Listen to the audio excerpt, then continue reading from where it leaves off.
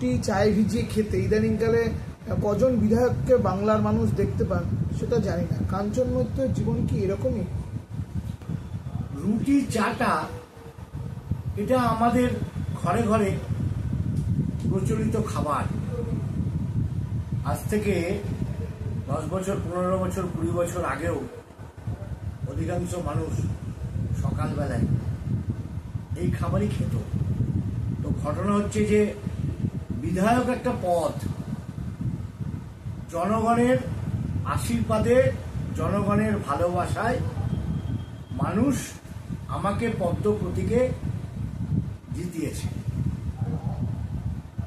আমি এমন কিছু হয়ে যাইনি যার জন্য আমাকে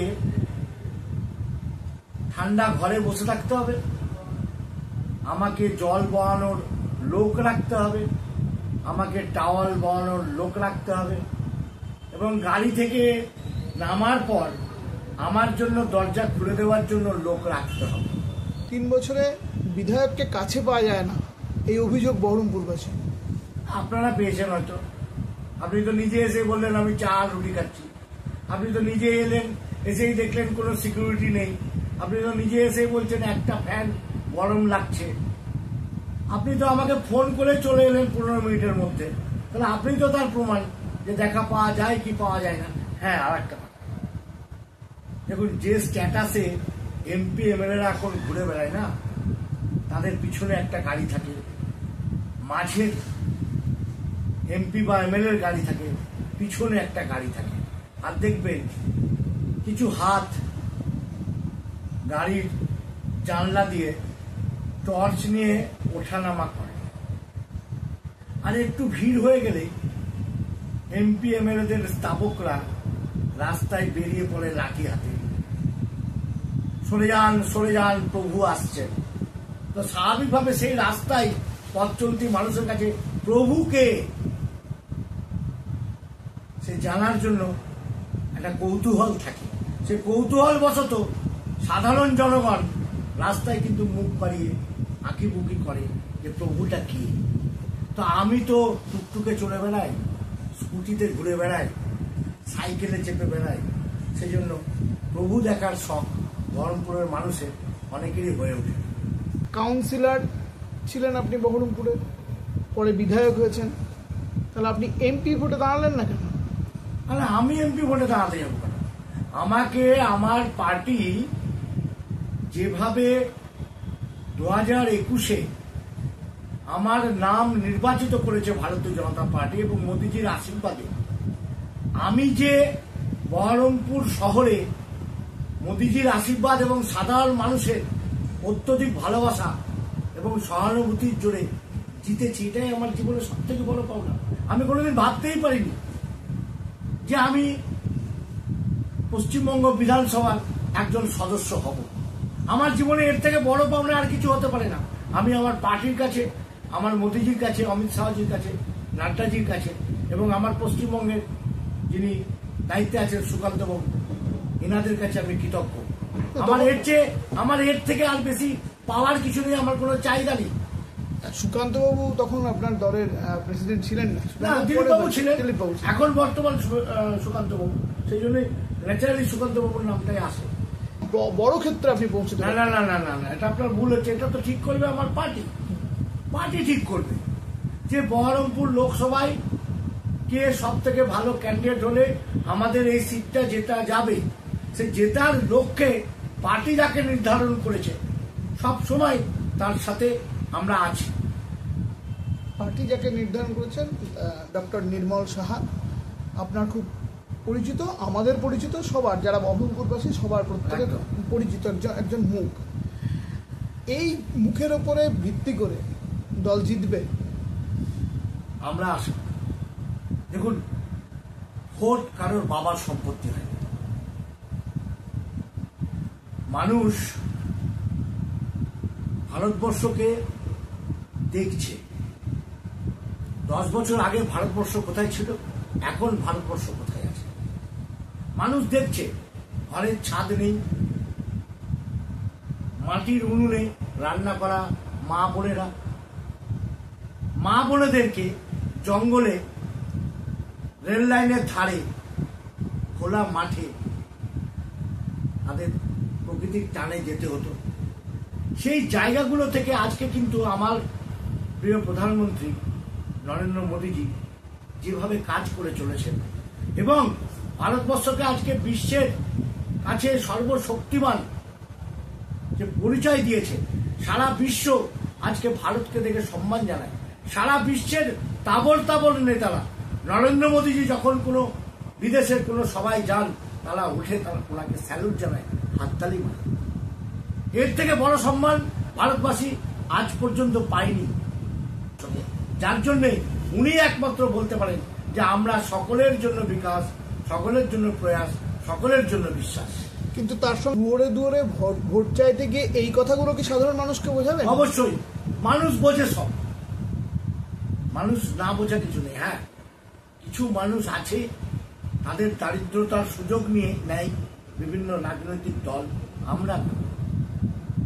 যাদের পরিবারতান্ত্রিক দল, যারা লুটে পুটে খাওয়ার দল, যারা নিজেদের সম্পত্তি বৃদ্ধির জন্য দল করে এবং এমপি এমএলএতে দাঁড়ায়, সারা জীবনকাল তারাই দাঁড়াবে, সে দাঁড়াবে, তার ছেলে দাঁড়াবে, তার মেয়ে দাঁড়াবে, তাদের মধ্যে এই চিন্তা ভাবনাটা থাকে যে হ্যাঁ, একেবারে গরিব শ্রেণীর মানুষকে কিভাবে এই ভোটের সময় প্রলোভিত করা যায় এবং এই প্রলোভনের মাধ্যম দিয়ে তাদের ভোটটাকে আমি কিনতে পারি, এরকম কিছু মানুষ ছাড়া আজকে ভারতবর্ষের অধিকাংশ মানুষ জেনে ফেলেছে।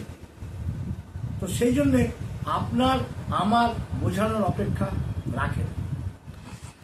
এই যে দল, নরেন্দ্র মোদী, সবটাই যে আপনি বলছেন, কিন্তু এই দৃশ্যও বোধহয় বহরমপুর কোনোদিন দেখেনি যে দলের সভাপতি এবং দলের বিধায়কের সঙ্গে বাড়ির ননদ জায়ের সম্পর্ক। সেটা আপনাদের মূল্যায়ন। ননদ যা কি ভাই দাদা, ননদ বৌদি সম্পর্ক, আপনার কাকা ভাইপো, সেটা তো আপনাদের মূল্যায়ন। এই মূল্যায়নের উত্তর তো আমি দিতে পারি। মূল্যায়ন কেন? মানুষ দেখছে একদিকে কাঞ্চন মৈত্র একরকম ভাবে প্রার্থীকে নিয়ে প্রচার করছে, শাখারব আরেক রকম ভাবে প্রার্থীকে নিয়ে প্রচার করছে। কখনো এক জায়গায় শাখারব এবং কাঞ্চন মৈত্রকে দেখা যাচ্ছে না। না, দেখুন, 7টা বিধানসভাকে নিয়ে আমাদের লোকসভা, প্রার্থীও সব জায়গায় পৌঁছাতে পারবে না, সম্ভব নয়, ঠিক আছে? তো সভাপতির মতন গেম প্ল্যান তৈরি করে তিনি প্রচার করছেন। আমার বহরমপুর বিধানসভা, যাতে আমি এই বহরমপুর বিধানসভা থেকে আমাদের নরেন্দ্র মোদীজি এবং ভারতীয় জনতা পার্টির প্রার্থী ডক্টর নির্মল সাহাকে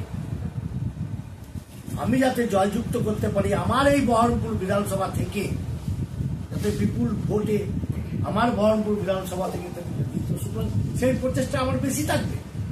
উনার প্রচেষ্টা থাকবে 7টা বিধানসভা থেকে লিড নেওয়ার, আমার প্রচেষ্টা বিশেষ করে বহরমপুর বিধানসভা থাকবে, যার জন্যে আমার কাজটা একটু বেশি পড়ে বহরমপুরের মধ্যে।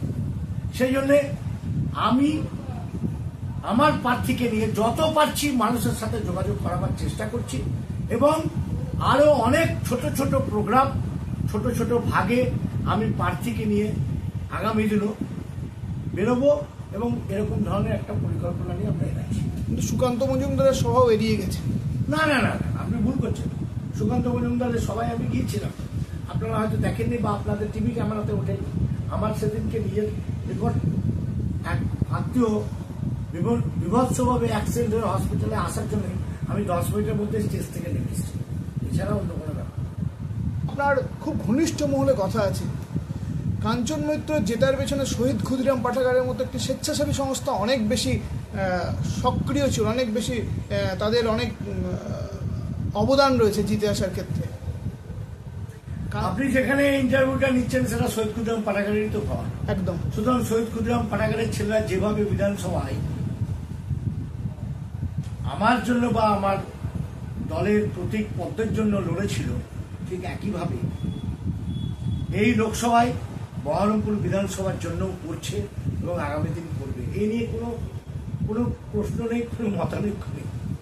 এটা আপনাদের সব বানানো এবং না না, কিছু এখানে লোক তো থাকবে। বানানোর প্রশ্নটা থেকে হচ্ছে কাঞ্চন মৈত্রের জন্য লড়াই করবে নাকি নরেন্দ্র মোদীর পদ্ম প্রতীকের জন্য লড়াই? নরেন্দ্র মোদীজির পদ্ম প্রতীকের প্রার্থী বহরমপুর লোকসভা ডক্টর নির্মল কুমার সাহা। এখানে কাঞ্চনের কোনো ব্যাপারই নেই। এখানে ভারতীয় জনতা পার্টির প্রার্থী এবং নরেন্দ্র মোদীজির যে আওয়াজ, এবার আমাদেরকে 400 পার করতে হবে, সেই ইচ্ছা পূরণের তাগিদেই আমার বিধানসভায় যেভাবে প্রতিটি কর্মী, পার্টির কর্মী, আমার নিজস্ব ব্যক্তিগত বন্ধু বান্ধব এবং আমার ভালোবাসার যে সংগঠন, সেই সংগঠনের মধ্যে থেকে যারা চেষ্টা করেছিলেন, সেই চেষ্টা এখনো আছে এবং আগামী দিনেও থাকবে, অন্ততপক্ষে মোদিজির দিকে থাকবে।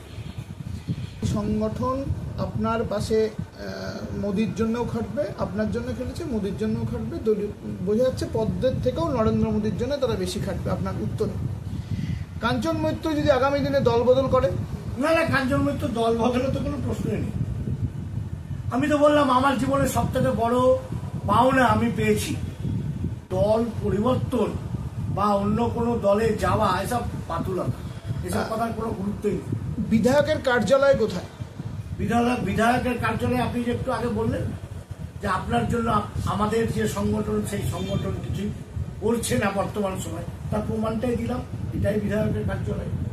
তাহলে এবং শুধু আপনাকে একটা কথা বলে রাখি, শুধু আপনি না, আপনার প্রিন্ট মিডিয়া এবং নিউজ মিডিয়া যখনই এসছে তখনই তাদের ইন্টারভিউ আমার এই ঘর থেকেই তাদেরকে দেওয়া হয় 100 বার। এবং আর একটা কথা আপনাকে আমি বলি, আছে হাজার হাজার মানুষের প্রতিদিনের যে সমস্যা, মানুষ